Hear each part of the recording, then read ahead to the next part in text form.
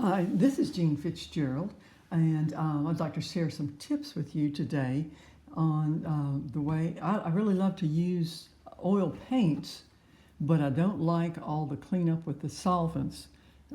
So I have developed some ways of dealing with oil paints without having to use solvents. The first thing I do is I like to use wax paper on my palette, and this is just a painting board, and I cover the bottom half of it with wax paper. This is the mixing area. Then I put another strip across the top. This is the paint from yesterday and day before yesterday that I put onto a smaller strip of wax paper. Then I tape that down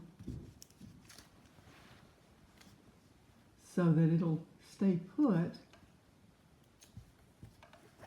Then I'm able just to use the fresh paint because it's been sandwiched between two pieces of wax paper. And then I keep it in a Ziploc bag. But the thing that keeps the paint fresh, and it'll stay fresh for a very long time, this is just a piece of paper towel, and I've put about 3 drops of clove oil on this. You can buy this at any place where you would buy fragrances, or like at a health food store, essential oils.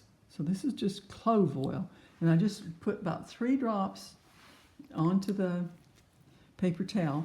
And this, as long as you smell, you can get a good smell when you open the bag, then you know that you have enough to keep your paint fresh. But you don't want to put it directly into your paint. So that's why I just put it into a plastic bag like that. And then when I finish painting for the day, I just put an extra piece of wax paper over the top of my paints. Then take this up and fold it. I've got paint all over me. Fold it together like that. Drop it in the bag.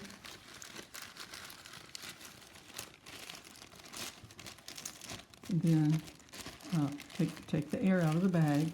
And this will keep your paint fresh for quite a long while, several days. And if you think you're going to be gone for a week or more between painting sessions, you can even drop this into the freezer.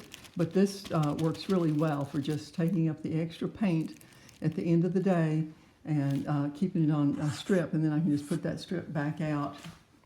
So I have phthalo blue all over my fingers. I guess I should see if my other tip will take that paint off of me. I like to clean my brushes with Murphy oil soap.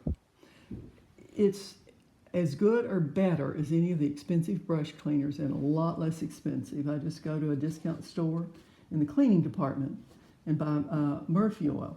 And then I like to cut it like 50% with water. Then put that into a can. These brushes have been in there since yesterday, but these are synthetic brushes. So, and it cleans your brushes, but I find it to be better than turpentine or expensive brush cleaners. See, I've been using this brush for a very long time, and it comes out very clean using this. Now, if you're using a bristle brush, you don't want to soak it in there. You can clean it. You can clean it in there, but then you need to immediately take it out and dry it off, because your natural bristles would soak up the water, and you don't want that. So now let's see how this Murphy oil will do on my hands here.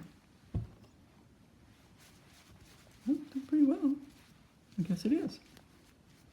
And I'd a whole lot rather have that on my hands than any kind of solvent. So I use this to mix my paints, and then the strip at the top for the paints that are pure, that haven't been mixed.